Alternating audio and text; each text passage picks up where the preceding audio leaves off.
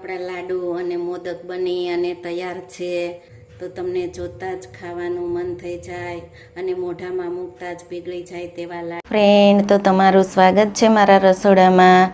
તો અવનવી વાનગી જોવા માટે ચેનલને સબસ્ક્રાઈબ કરો.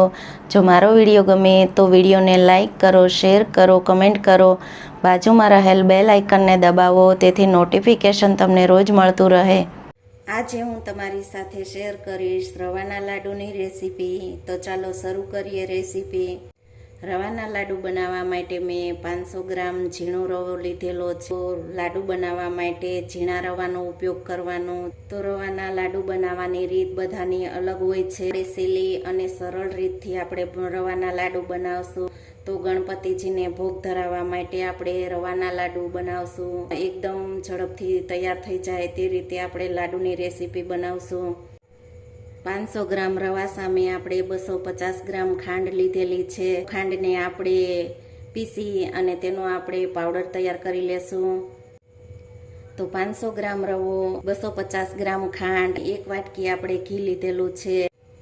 તો 4 ચમચી જેટલું ઘી ગરમ કરી અને તેનું આપણે રવામાં મોણ દેશું. ઘીની જગ્યાએ તમે તેલનો ઉપયોગ કરી શકો છો.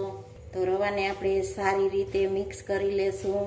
તો તમે જોઈ શકો છો કે આપણે ઘીનું મોણ દઈ અને તેને આપણે સારી રીતે મસળી અને મિક્સ કરી લેવાનો છે.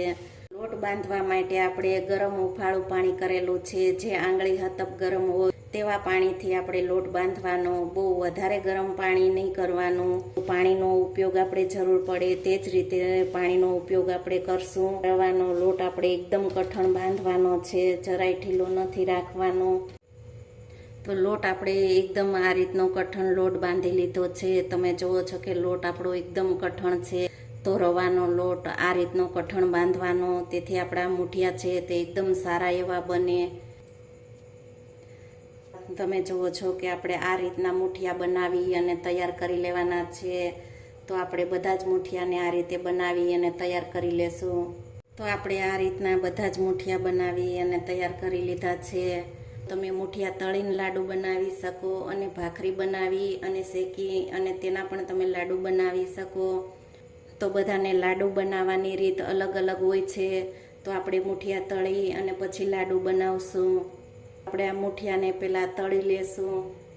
તેલ આપણું ગરમ થઈ ગયું છે. તેલને આપણે મીડિયમ ગરમ કરવાનું છે. તળવા માટે આપણે ગેસની ફ્લેમને સ્લો રાખશું.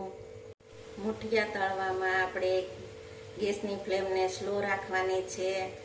નથી મીડિયમ કે નથી હાઈ ગેસની ફ્લેમ ઉપર મૂઠિયા તળવાના. તો આ રીતે ગેસની સ્લો ફ્લેમ રાખી અને મૂઠિયા તળશું તો અંદરથી એકદમ સારા એવા તળાઈ જશે. મૂઠિયા આપણા તળાઈ ગયા છે. મૂઠિયાને આપણે લાઇટ બ્રાઉન થાય તેવા તળવાના છે. તો મૂઠિયા એકદમ સરસ એવા તળાઈ ગયા છે અને લાઇટ બ્રાઉન કલરના થઈ ગયા છે. તો આ રીતે લાઇટ બ્રાઉન કલરના થાય તેવા આપણે મૂઠિયાને તળવાના છે. મૂઠિયાને તળી લીધા છે. તો મૂઠિયાને આપણે કટકા કરી અને ઠંડા કરી લેશું.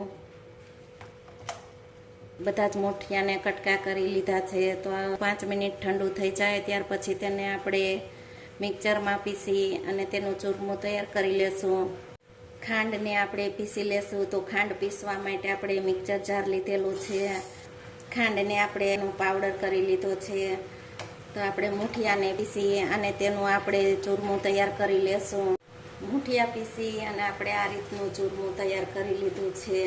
મૂઠિયા આપણે પીસી અને ચૂરમું આપણે બધું તૈયાર કરી લીધું છે. તો તમે જોઈ શકો છો કે 500 ગ્રામ રવામાં આપણે 15 થી 17 લાડુ આરામથી બની જશે. તો રવાને તમે વધારે કે ઓછા કરી અને તમે તેના લાડુ બનાવી શકો. તો આપણે જે આ 250 ગ્રામ ખાંડ હતી તેને આપણે દળી અને તેનો આપણે પાવડર કરી લીધો છે. તો આપણે ખાંડને પહેલાં મિક્સ કરી લેશું. અડધી ચમચી ઇલાયચી પાવડર એડ કરશું. અડધી વાટકી આપણે ટોપરાનું ઝીણું ખમણ લીધેલું છે. તો આપણે તેને એડ કરશું. તેથી આપણા લાડુનો સ્વાદ એકદમ વધી જશે. તો સ્વાદ એકદમ સારો આવશે. તો તેના માટે આપણે અડધી વાટકી ટોપરાનું ખમણ એડ કરશું. તો ખમણ ઓપ્શનલ છે, તો તેને તમે સ્કીપ કરી શકો છો. 2 ચમચી જેટલી કિસમિસ એડ કરશું. તે પણ ઓપ્શનલ છે. કટિંગ કરેલા કાજુ બદામને આપણે એડ કરી દેશું. કાજુ બદામને તમે ઘીમાં રોસ્ટ કરી અને તે રીતે તમે એડ કરી શકો છો. તો કાજુ બદામ મેં ઘીમાં રોસ્ટ નથી કરેલા, મેં એમનેમ જ કાજુ બદામને એડ કરેલા છે. તો આ બધી જ વસ્તુને આપણે પહેલાં સારી રીતે મિક્સ કરી લેશું. ના લાડુ ઓછા ખર્ચામાં અને ઓછી મહેનતમાં ઝડપથી તૈયાર થઈ જાય છે. તો આ રવાના લાડુની રેસીપી એકદમ સહેલી છે. બધાના ઘરમાં મોદક ન બની શકે, કાજુ માવો તો બધા ન લઈ શકે અને બધાના ઘર સરખા ન હોય, તો તેના માટે આ રવાના લાડુ બનાવી અને તેનો પણ ગણેશજીને ભોગ ધરાવી શકો. ઘી છે તેને પહેલાં સારી રીતે ગરમ કરી લેશું અને ગરમ કરી અને પછી જ આપણે ઘીને એડ કરશું. તો તમે જુઓ છો કે ઘી આપણું એકદમ સારી રીતે ગરમ થઈ ગયું છે. તમે જોઈ શકો છો કે ઘી આપણું એકદમ સારું એવું ગરમ થઈ ગયું છે અને ઘીને આપણે ગરમ કરી અને પછી જ એડ કરવાનું છે. તો રવાના લાડુ આ રીતે બને. તો તેની ચાસણી ન લેવાની હોય, આપણે મિક્સ કરી લેશું. તો તમે જુઓ છો કે આપણા એકદમ લાડુ પરફેક્ટ રીતે બની જાય તે રીતે આપણે લાડુનું મિશ્રણ છે તે તૈયાર થઈ ગયું છે. તો હવે તેના આપણે લાડુ બનાવી લેશું. તો અડધા લાડુ બનાવશું અને અડધા આપણે મોદકનો શેપ આપશું. આ રીતે પહેલાં આપણે લાડુ તૈયાર કરી લેશું નાના નાના. તો તમે જુઓ છો કે આ રીતના આપણે ગોળ શેપ આપશું લાડુનો અને બીજો આપણે મોદકનો શેપ આપી અને બે રીતે આપણે તૈયાર કરશું. તો આને આ રીતે આપણે ફિટ કરી તો આને આ રીતે આપણે પેક કરી દેશું અને આ રીતના આપણે મોદક બનાવશું.